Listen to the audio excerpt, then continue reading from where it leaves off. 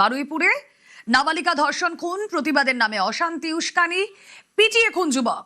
Social মিডিয়ায় video post করে অপপ্রচার, কড়া অ্যাকশন সরকারের। একের পর এক ধরপাকড়।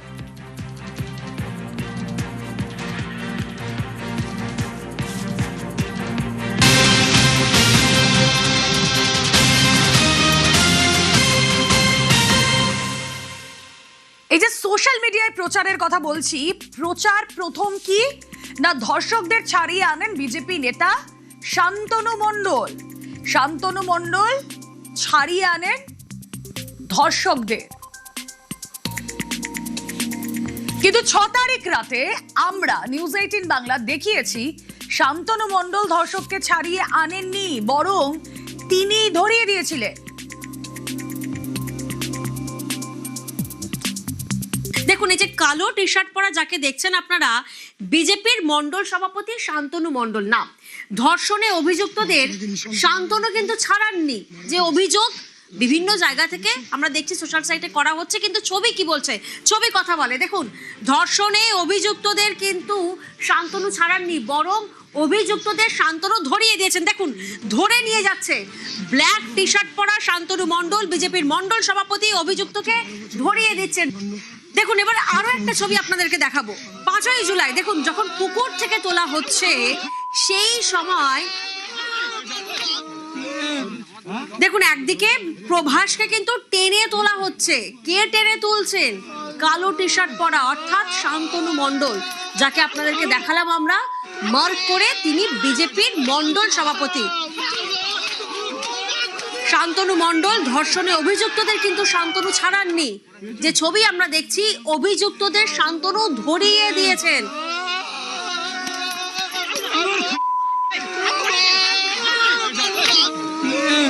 দেখুন, যখন একদিকে জনরোষের মুখে অভিযুক্ত পড়ে, সেই সময় কিন্তু শান্তনু মণ্ডল ধর্ষণে অভিযুক্তকে ছাড়াননি, পালিয়ে যেতে সাহায্য করছেন না, বরং গেঞ্জি ধরে, কলার ধরে তাকে তুলে আনা হচ্ছে।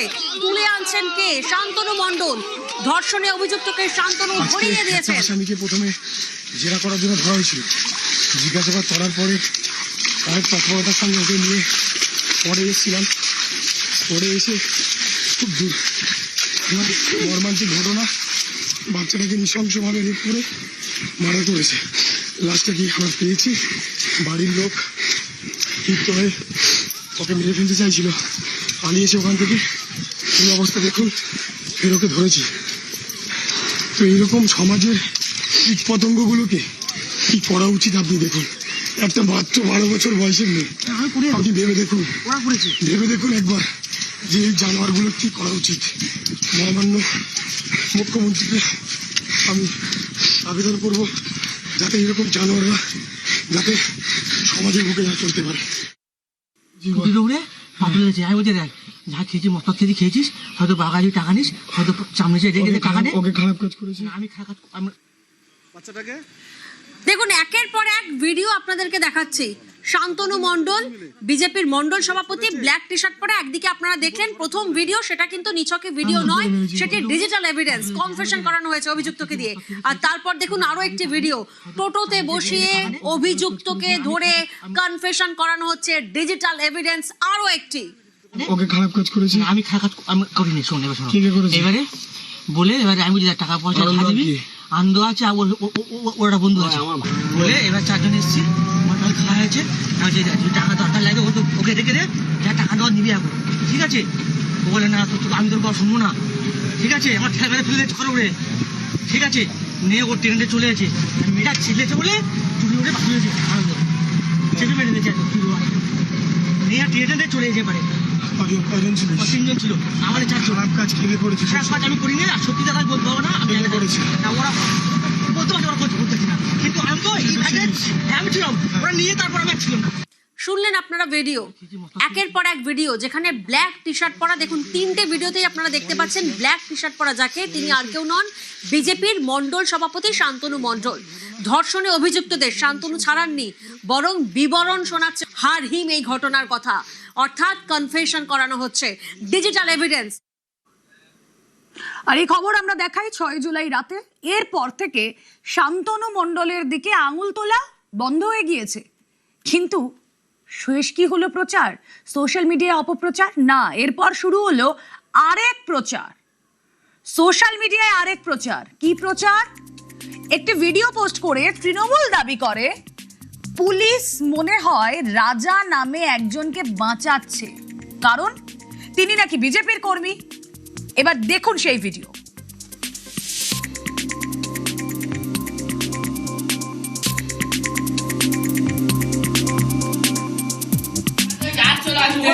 আমাদের সিসি ক্যামেরা আসছো না, আমাদের দিঘি পারে বাড়ি, ভালোভাবে বলছো, আমাদের দিঘি পারে বাড়ি, যে রাত্রিবেলা এখন ক্যামেরা, তুমি এখন ক্যামেরা খুললে ধরতে পারবে, চেক করে দেখো কে ছিল, এ ছিল বুঝতে পারবে। মেয়ে না এ আরে বাকির ছেলে রাজা, রাজা যে অটো চালা। এখানেও শেষ নয়, এরপর আরেক রকম ভাবে প্রচার শুরু। সোশ্যাল মিডিয়ায় প্রচার। কিরকম প্রচার? এই যে রাজার কথা বলছি, রাজাই আসল কালপ্রিট। রাজার ভালো নাম কি? ইন্দ্রজিৎ মণ্ডল। সেই কারণেই গণপিটুনির শিকার ইন্দ্রজিৎ। এবার এই প্রচার কতটা ঠিক, কতটা ভিত্তি আছে এই প্রচারের? সত্যিই কি ইন্দ্রজিতের নাম রাজা? সত্যের খোঁজে আমরা নিউজ 18 বাংলা, যেখানে জানা গেল কি ইন্দ্রজিৎ রাজা নয়। ওর একটাই নাম, এর দুটো নাম, বিশ্বজিৎ আর বাপি। আর মেরে ছেলের নাম সত্যজিৎ, সত্যজিৎ অন্য নাম। ছোট ছেলের নাম? ছোট ছেলে ইন্দ্রজিৎ, ইন্দ্র। এই যে রাজা রাজা নাম হচ্ছে, কি বলবেন তাহলে? তাহলে গুজব। আপনার কোনো ছেলের নাম রাজা আছে? না না, আমার ছেলে রাজা নয়, হ্যাঁ, হ্যাঁ। অন্য কেউ। রাজা আপনার ছেলের নাম নয়। তাহলে মা বাবার কথা অনুযায়ী কি দাঁড়ালো? ইন্দ্রজিতের নাম রাজা নয়, অর্থাৎ ইন্দ্রজিৎই রাজা বলে যে প্রচার সোশ্যাল মিডিয়ায় চলছে তাকে উড়িয়ে দিয়েছেন ইন্দ্রজিতের মা বাবা নিজেরাই। আমরা চেষ্টা করেছি ইন্দ্রজিৎ নিয়ে আরো অনেক প্রশ্নের উত্তর পেতে, যেমন শনিবার ধর্ষণের সময় ইন্দ্রজিৎ কোথায় ছিলেন? শনিবার ইন্দ্রজিৎ কোথায় ছিলেন ধর্ষণের সময়?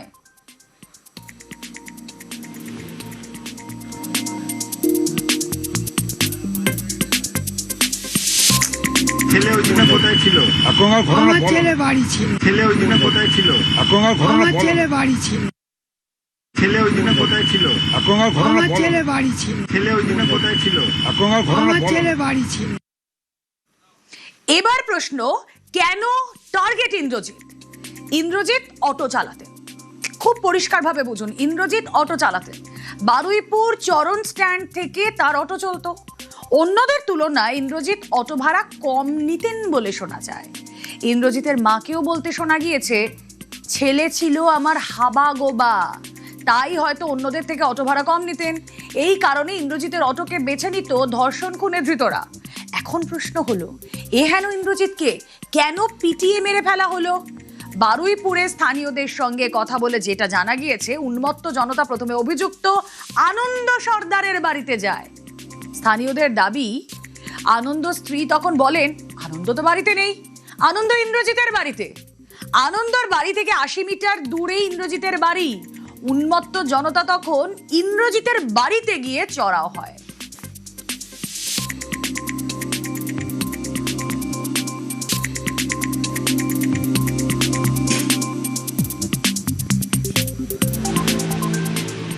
ছেলে ওই দিনে কোথায় ছিল?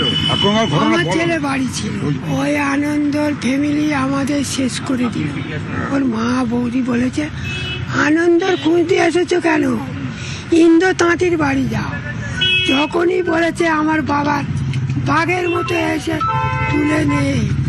একেবারে অন্তত 500 লোক মেরে মেরে শেষ করেছে। এর থেকে পরিষ্কার হলো ইন্দ্রজিতের নাম রাজা নয়। এর থেকে পরিষ্কার হলো ইন্দ্রজিৎকে নয়, আনন্দ সর্দারের বাড়িতে গিয়ে আনন্দ সর্দারের বাড়ির লোক বলাতে ইন্দ্রজিতের বাড়িতে গিয়েছিল ওই জনতা। মুখ্যমন্ত্রী তাহলে আজ যেটা বললেন সেটা তো অত্যন্ত সিগনিফিকেন্ট। ইন্দ্রজিৎ মন্ডলের যে মব লিঞ্চিং, এটা মব লিঞ্চিং আমি বলবো না, তার নাম পরিচয় দেখে তাকে খুন করা হয়েছে। এর পিছনে ভোটে রিজেক্টেড যারা হয়েছেন তাদের বড় উস্কানি রয়েছে। র্যাডিক্যাল মৌলবাদী গ্রুপও থাকতে পারেন। তাতে যতগুলো ছবি দেখা গেছে প্রত্যেককে পুলিশ অ্যারেস্ট করেছে।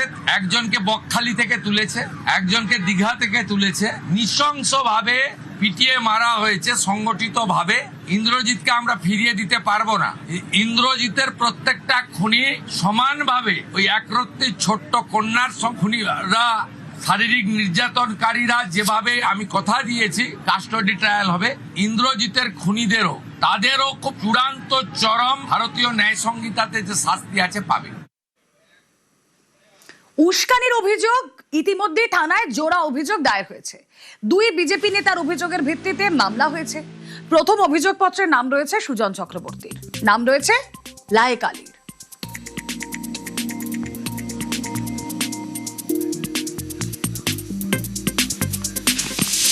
কিসের খেপানো কার খেপানো বোঝা যাচ্ছে না তো। আমরা বা ওখানকার পাড়া প্রতিবেশী, ওখানে একটাই অপরাধ হয়েছে, অপরাধের শাস্তি দিতে হবে, এটাই দাবি ছিল। এর বেশি একটা ক্লিপিং দেখাতে পারবেন, কিন্তু যতক্ষণ নিশ্চয়ই সঠিক হয়নি, ওটাও অন্যায় হয়েছে। ওটাও এ তো গেল প্রথম অভিযোগপত্র। আরেক অভিযোগপত্রের নাম রয়েছে অনুভব মাইতি এবং শ্রীলেখা মিত্রর। আমাকে প্রমাণ করুক, বোঝা কোনটা উস্কানিমূলক, কি উস্কানিমূলক, কি করেছে সেটা জানার। আমি তো প্রথম শুনলাম, আমি তো কিছু ব্যাপারে কিছু জানি না। তুমি কি কোথাও কোনো মন্তব্য করেছিলেন?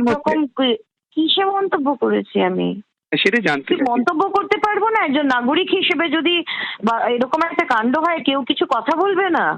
কোনটা উস্কানিমূলক, কিসের উস্কানিমূলক? রেপ হচ্ছে রেপ হোক, খুন হচ্ছে খুন হোক, কেউ কোনো কথা বলবো না? এটা কিছু বললেই উস্কানি? আমি কি কাকে উস্কানি দিচ্ছি? মুখ্যমন্ত্রী কিন্তু জোর গলায় বলছেন, কি বলছেন? উস্কানির জেরেই অশান্তি, উস্কানির জেরেই পিটিয়ে খুন।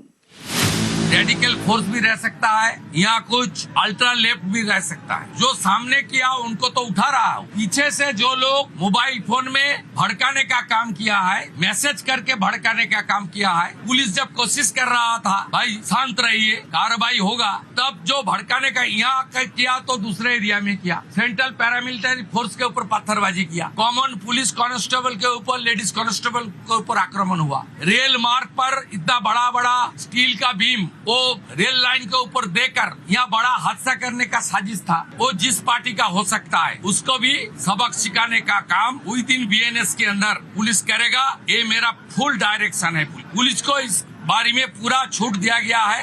एक मैसेज जाएगा, इस तरीके से कार्रवाई आने वाला दिन में कोई नहीं करेगा। এবার এই যে যাদের গ্রেফতার করা হয়েছে, এমন কয়েকজনের বাড়িতে গিয়েছিলেন আমাদের প্রতিনিধি অর্পণ মণ্ডল। তারা কি বললেন?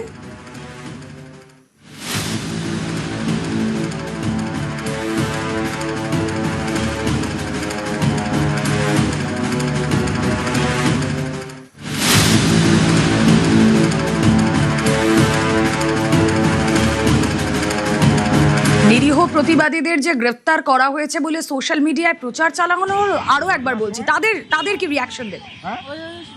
ভাবি শরীফুল ওই সময় কোথায় ছিল বলুন? ওর নামেই তো প্রথমে আসছে ইন্দ্রজিৎকে মারার ঘটনায়। ভাবি বলুন না, ও কি বাড়িতে ছিল? পুলিশ ওকে গ্রেফতার করলো কেন ওই ঘটনার সময়? হ্যাঁ ভাবি শরীফুল ওই সময় কোথায় ছিল বলুন? ওর নামেই তো প্রথমে আসছে ইন্দ্রজিৎকে মারার ঘটনায়। ভাবি বলুন না, ও কি বাড়িতে ছিল? পুলিশ ওকে গ্রেফতার করলো কেন? আপনারা দেখলেন যাদেরকে গ্রেফতার করা হয়েছে তাদের মধ্যে যাদের বাড়িতে আমরা গিয়েছিলাম তাদেরকে জিজ্ঞেস করা হচ্ছে, কিন্তু তারা মুখ ঘুরিয়ে প্রশ্ন এড়াচ্ছে। এখানেই আরেকটা প্রশ্ন জোরালো হয়, নিরীহ হলে কি কেউ প্রশ্ন শুনে মুখ ঘুরিয়ে নেন? এর থেকেই কি স্পষ্ট হয়ে যাচ্ছে না যাদের গ্রেফতার করা হয়েছে তারা কেউই নিরীহ নন?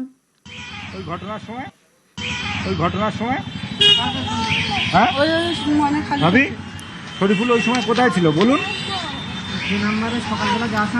ওর নামেই তো প্রথমে আসছে ইন্দ্রজিৎকে মারার ঘটনায়। ভাবি বলুন না, ও কি বাড়িতে ছিল? পুলিশ ওকে গ্রেপ্তার করলো কেন?